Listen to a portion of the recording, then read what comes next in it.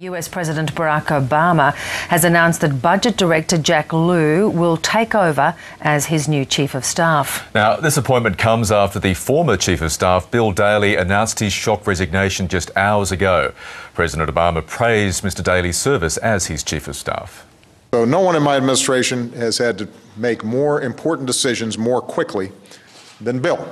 And that's why I think this decision was difficult for me.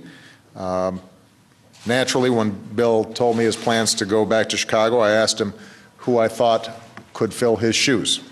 He told me that there was one clear choice, and I believe he's right.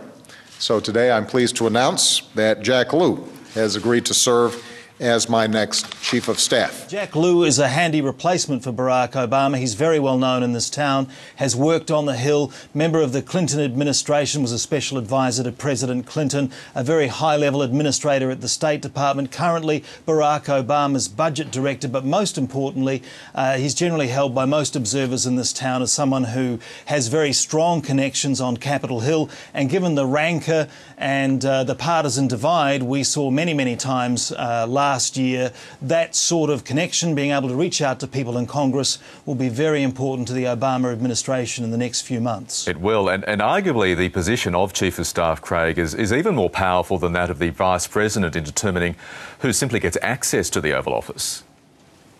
That's right. I mean, the Chief of Staff really is the gatekeeper, the defender. I mean, we saw in Rahm Emanuel somebody who was prepared to be an attack dog, a political player at times, stepping back behind the scenes at other times. Bill Daley, far less so. He was much more of an administrator, a quiet figure behind the scenes. He came in for a lot of criticism over the battles that we saw last year in 2011, over increasing the deficit, for example, and over various other battles during the year where the administration struggled to make headway with House Republicans, so now we see him leaving, Jack Lew coming in. Big job for Mr. Lew, but today he certainly got a vote of confidence from the President.